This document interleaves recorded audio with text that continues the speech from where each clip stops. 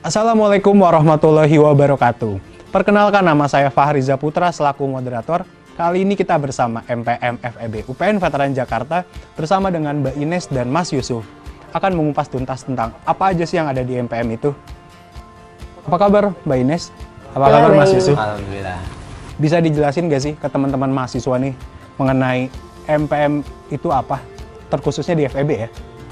Jadi sebenarnya MPM itu adalah sebuah organisasi legislatif di tingkat fakultas yang mana merepresentasikan kita tuh sebagai mahasiswa di tingkat Fakultas Ekonomi dan Bisnis, UPNVJ tentunya. Nah, di MPM tersebut itu ada beberapa fungsi, antara lain ada fungsi legislasi, ada fungsi pengawasan, ada fungsi aspirasi, dan fungsi peradilan. Itu. Nah, dari penjelasan fungsi tadi, jadi maksudnya apa sih fungsi-fungsi tersebut? Nah, yang pertama itu kalau fungsi legislasi, kita itu bisa menyusun, merancang peraturan perundang-undangan sampai mengesahkan dan seperti mengawasi terkait dengan pelaksanaan terhadap perundang-undangan itu seperti apa sih gitu. Nah, yang selanjutnya kemudian untuk melakukan fungsi pengawasan itu kita bertugas dan berwenang untuk mengawasi BEM FEB terkait dengan program kerja, kinerja BEM FEB selama satu periode tersebut yang kemudian nanti akan dipertanggungjawabkan dalam Kongres Mahasiswa. Oke, jadi kalau di MPM FEB itu fungsi aspirasinya lebih terkait dengan peraturan yang ada di khususnya di lingkungan FEB maupun di lingkungan universitas juga, jadi untuk bisa menampung, menyalurkan maupun mengkaji aspirasi-aspirasi tersebut agar sesuai dengan koridornya gitu. Nah, selanjutnya itu untuk fungsi peradilan, kami juga bisa menerima, memeriksa dan menyelesaikan masalah yang ada di Fakultas Ekonomi dan Bisnis, terutama terkait dengan masalah kelembagaan yang ada di Fakultas Ekonomi dan Bisnis gitu, Mas. Menarik sekali ya. Berarti kalau yang saya tanggap di MPM ini secara singkat membantu dan mengawas BEM FEB dalam mewujudkan proker-prokernya ya? Iya, betul. Menyinggung mengenai asas manfaat dari MPM sendiri, menurut kalian seberapa penting sih menjadi mahasiswa yang produktif dan bermanfaat di FEB ini?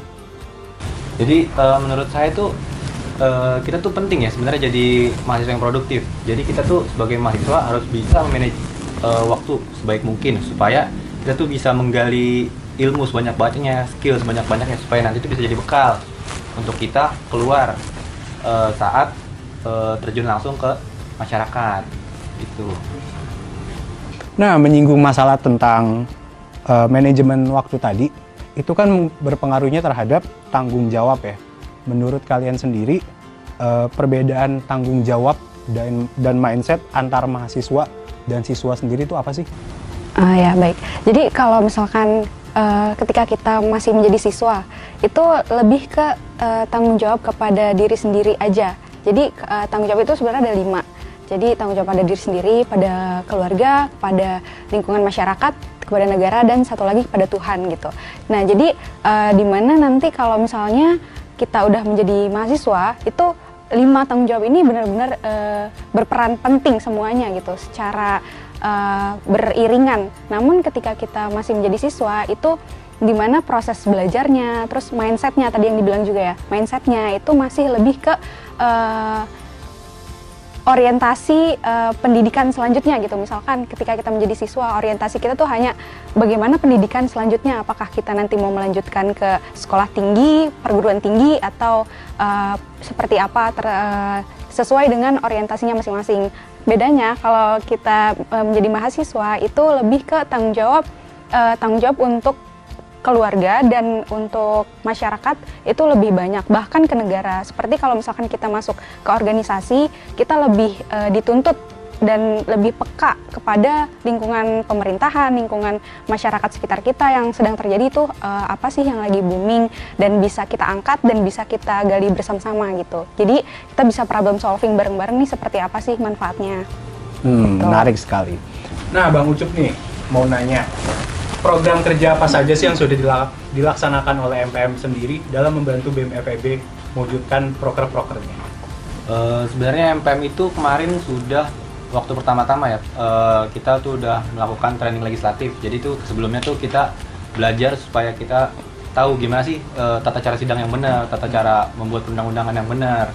Nah, kemudian kemarin juga kita sempat untuk melaksanakan evaluasi tengah tahun BEM supaya nanti periode setengah selanjutnya itu bisa lebih baik lagi. Nah, kemudian insya Allah nanti kita bakal ada kongres mahasiswa, di mana itu untuk tempat evaluasi BEM juga. Gitu.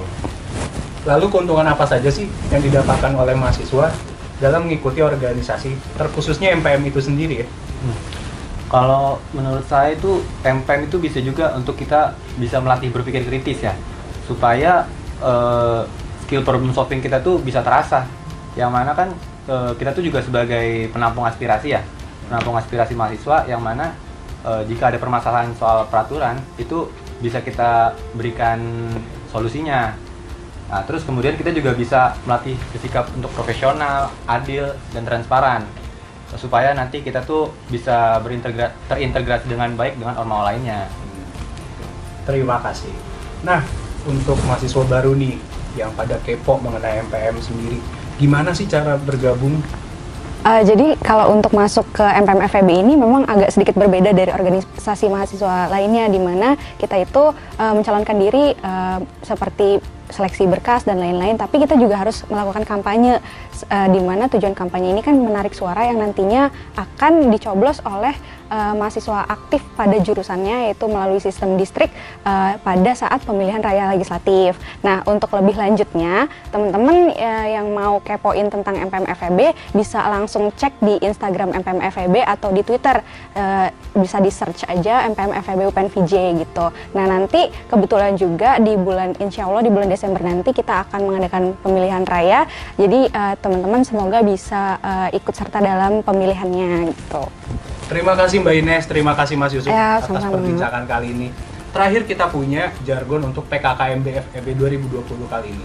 Jadi kalau saya bilang PKKMB FEB 2020 berkarya untuk bangsa. Tangan dilebarin. Coba ya. Ya. Ayo. PKKMB FEB 2020 Berkarya untuk bangsa.